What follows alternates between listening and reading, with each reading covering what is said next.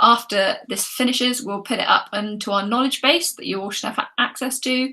It will also go onto our Facebook page, our community Facebook page, so please feel free to join that if you haven't already. And it will also go onto YouTube so that anyone who misses the webinar or wants to rewatch it has the option to. Explained it'll be ready afterwards. You're already muting your microphones, like I said, but if you do want to say anything at any point, make any comments, ask any questions, you can unmute yourself and ask, so do feel free to do that. But if it's just a question that can kind of wait for a couple of minutes, then please add to the chat up here. I will just say, so the little icon that's popped up, hopefully in the top right hand of your screen now, you can add any questions in there if you want. And then Lee will either indicate to get you to read those out, or he can read them out for you if you like. So Lee will be manning the chat.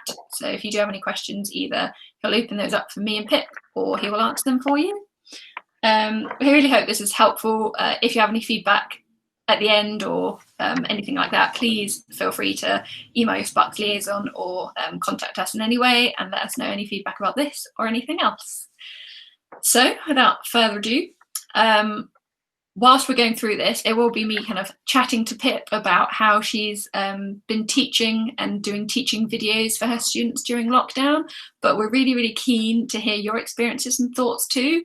So it would be great to just get a little bit of feedback from all of you about how you've been doing it and how it's been going and things like that. The reason for this webinar is because we've been chatting to obviously a lot of different schools, a lot of you guys, and so many people are doing different things. A lot of recap content is going on, I know, and also some people are trying to teach new content, which I know has been a bit of a struggle for some people, just kind of trying to navigate how you teach them new things that might be a bit tricky whilst you're not actually in the classroom. So we wanted to put this on because I know that Pip was managing to do this and it was going quite well for her. So I asked her if she'd be happy to lead this with me and talk to you guys about how it's going for her in case she could share some tips with you. So obviously this is happening in lockdown, semi-lockdown, whatever sort of lockdown we're in, because things are always shifting. So Pip is here to help with you guys today. And then, as I say, any extra help that you can give each other is fantastic too. So first of all, Pip, I just wanted to ask you what platform you're using, because I know there's quite a lot of different stuff out there. So I wondered what you'd gone for. Yeah, so I did a lot of research into this because it was important for me to be able to write on the teaching questions that we use anyway in everyday Sparx lessons. So I did a lot of Googling and a lot of research, and I found that Screencastify worked best for me. I looked at Loom and others, but I did start using Screencastify for a couple of weeks, and then I actually, well, the department kindly paid, I think it was $29, I think it's an American platform that I used, and they upgraded so I was able to do longer videos. So Screencastify is the one that I have found is the best one. Yeah. Okay. Has anyone else, if you have, feel free to put in the chat if you've been using something different, because it would be good to get some ideas of the different things that you're all on. So when you create these videos, Pip, do you do them live or do you pre-record them and then share them? How does that work? Yeah, no. So our school is not supporting us doing any live one-to-one or one-to-have many sessions at all. I know lots of schools, they're doing Google Classroom, talking live to their classes. We're not allowed. We're absolutely not allowed to do it. So it became apparent I had to find a solution. So using Screencastify, I record at home. Sometimes if I haven't had a shower, it'll just be my voice and me writing on the screen. And if I have actually managed to get dressed, I put you can have your camera in the little corner and they can see you. I pre-record it and I send it to the students on Google Classroom, or I email it if it's not too big, and I pop it onto class charts as well, so they have access to it. They can download it. Okay, I think we've just had a question about someone not being able to hear anything. Nora, have you got us on mute by any chance? I'll leave it in Lee's capable hands to possibly troubleshoot what's happening there, but if anyone else can't hear, please shout. So Pip, you said that you share it sometimes over email or the other system that you have in place in school.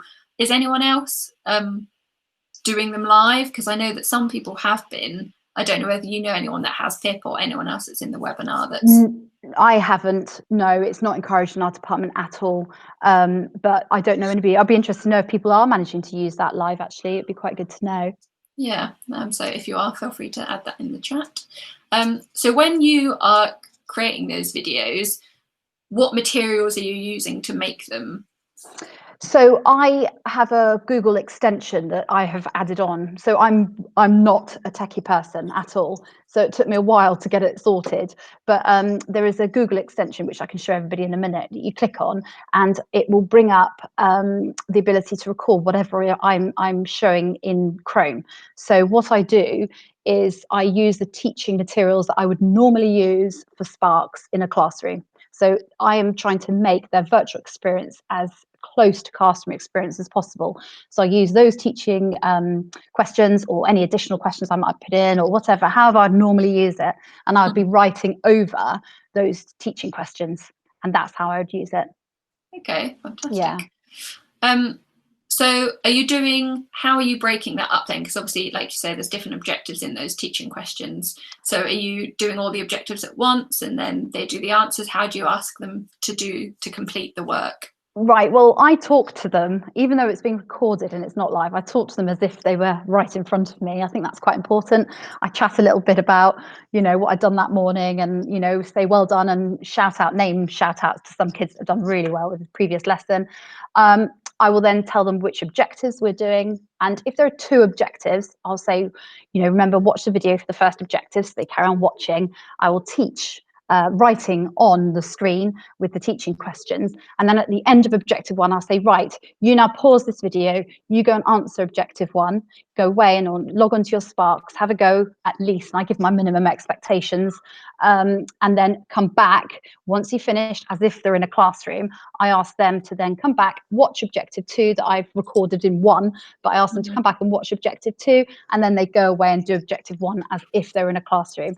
And my students have found that actually having that I think it feels quite safe for them to know that it's almost identical as if I was in front of them.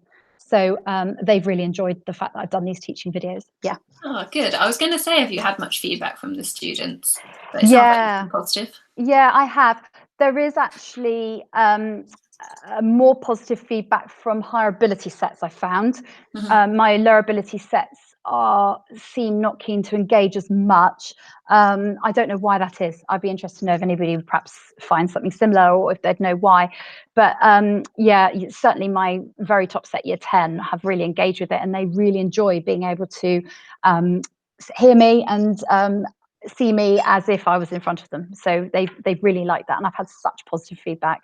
Yeah, it is interesting. Yeah. Has anyone else had similar experience with the lower sets not engaging as much? And if you have, do you have any tips to get them to engage a little bit more? I think that would be really useful if you did. So how often are you creating these videos then, Pip? I am in charge of 4 classes. I'm second in department here, so I have perhaps fewer classes than others, but I am very much doing it for every lesson, for every class. Now, this is my way of getting them new learning under their belts. So every single time they've got a new learning objectives, they're learning new objectives, I make sure I do it for every lesson. I found if I dipped in and out, they would lose confidence and they wouldn't look for the videos. So I either constantly do them or I don't do them at all, because they need that consistency. So I do it for every single lesson, which is 4 or 5 a week for 4 classes. Doesn't take too long. Doesn't take too long at all to record them at home. Doesn't take long. Yeah, I guess because the section of the class or the lesson that would normally be you kind of going around and talking to people is cut out. So it's just the teaching part of it. Exactly right, yeah. And I think you just mentioned then that this is for the new content as well. Are you doing some for recap content, or is that a way you're doing that differently? So initially, when lockdown first happened, we had 2 weeks of recap content. I didn't do the videos then. As soon as it became apparent after Easter that we were going to be carrying on at home, virtually teaching, I looked into it and I wanted, and my students were emailing me saying, please can we have new content? we really want it. So I had to find a solution. So it's primarily to help support them with the new learning, which I have successfully done for 6 weeks now. We're going into a period of recapping again. So I have contacted all my classes and I said, I'm not doing teaching videos specifically for the recap lessons. However, if you'd like me to, contact me and I will record a video for you, which a few have, and I've done perhaps a little personal one for them and emailed it to them. So it's very much a two-way sort of flowing conversation with the students.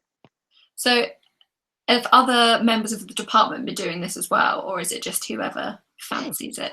Yeah, they have actually. I very early on in a department meeting, I shared what I was doing, a little bit like this, and a lot of them have picked that up and actually gone with this as well. So it's pretty much gone across the department. Yeah.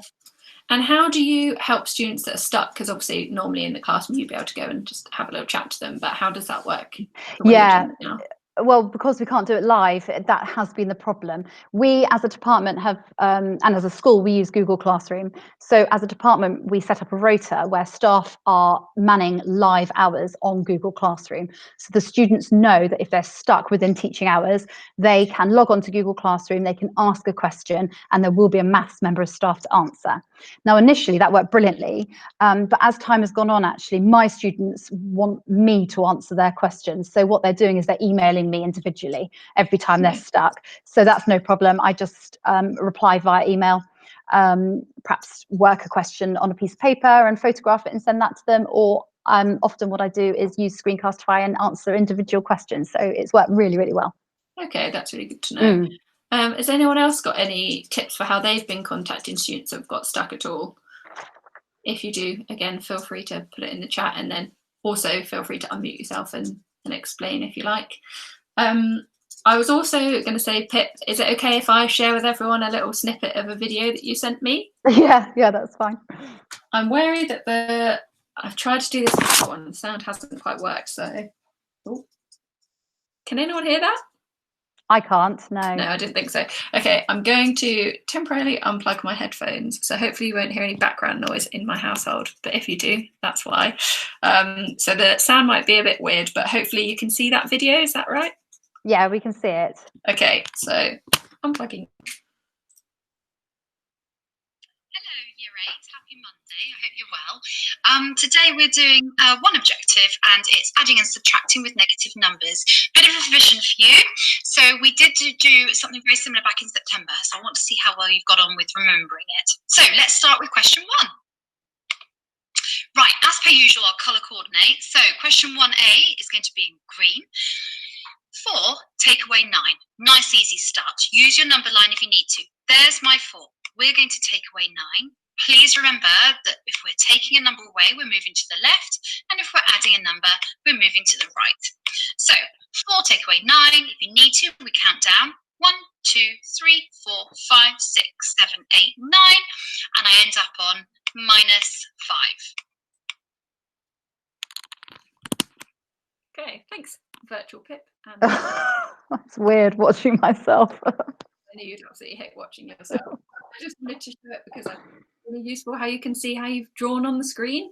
Because it looks just like a whiteboard the way you're doing it, so I thought it'd be really helpful for everybody to see. Did anyone have any questions at this point, or anything to kind of feedback about how they've been doing, or any questions for Pip? Because I'm really keen to kind of get a bit of a conversation around this.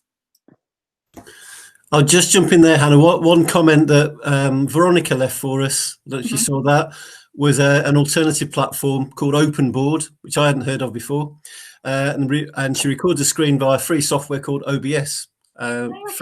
Free's great. So that was useful. But there's an alternative. Yeah, I think some of them are free initially, and then they hook you in. So if you get used to one, and then to be able to record for a length of time or access other, I don't know, colours to write with or something, I think you have to pay. As I said, I wasn't very techie, but I'd like to look at that one, actually, OpenBoard. I'm always interested to know whether there are any others that are better, perhaps. Yeah, absolutely. Did anyone else have any other questions? If not, I might just ask Pip to quickly show us what it looks like on her screen, if you're happy to, Pip. Yeah, that's fine. I'll stop presenting to allow you to, but as I said, please do put any questions or comments in the box. I think I'm going to present my whole screen, so I think, is that everything, hopefully? Yeah.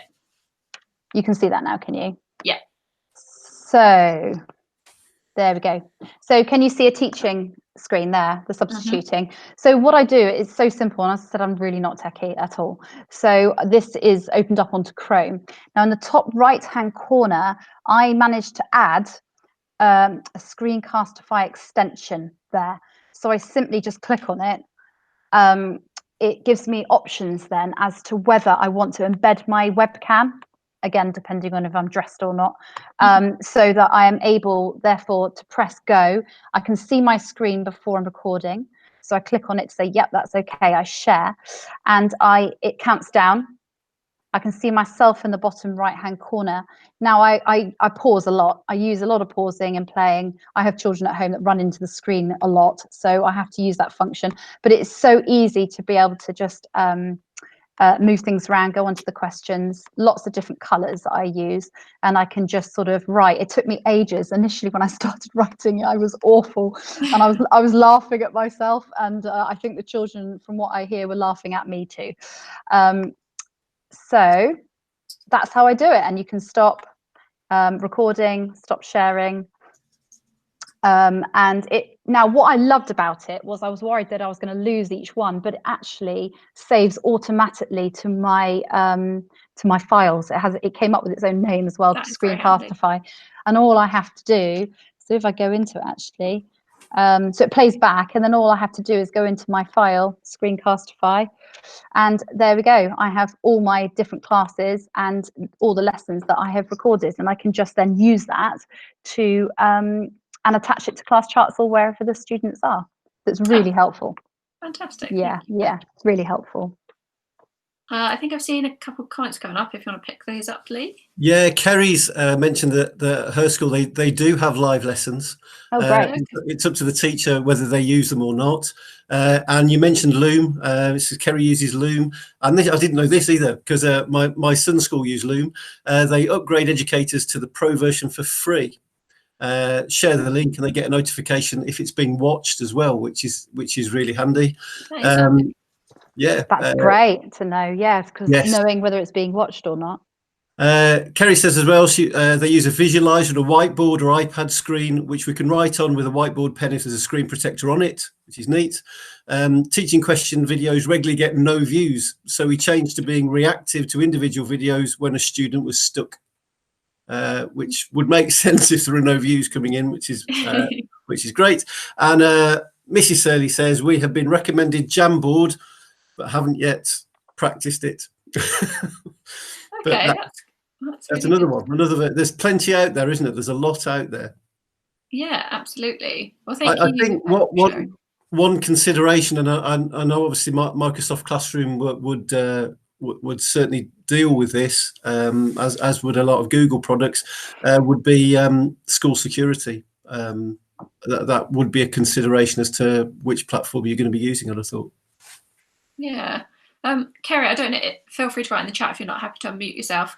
But is the reactive to individual videos when students are stuck, is that you're sending them to those individual students, or do you record them and answer what the student is stuck on, but send them to the whole class? So we just monitor it. So if an individual student is just stuck on one question, we'll just send it in a private message on Teams, just with the link, and then we get the notification that it's been watched. If we notice that a number of students are stuck on a particular question, we'll just put it in our class chat on Teams for students to watch, and it increases the number of views as they watch it. So we only get a notification the first time, but we can check on the views and see how many have used it. Oh, that's fantastic. That sounds like a really good way to do it, actually. Anybody else got any other questions? We've got a little while left, but we've got space towards the end, or if no one has any more questions, then we can always finish a little bit early. So Sounds like everyone's happy to finish a little bit early. Thank you very much, Pip, for doing this for us. If anyone has any follow-up questions at the end, like I say, you can watch this back in any of those 3 places, the Knowledge Base, YouTube or Facebook. And then if anyone has any further questions for Pip, I'm happy to pass those on if you send them to your liaison, and maybe Pip would be kind enough to answer them for you. So thank you everybody for coming along, and thank you very much, Pip, for leading this. No worries. I just hope I've helped at least a little bit towards others being able to teach virtually. So I hope it's been helpful. Absolutely. Thank you very much, everybody.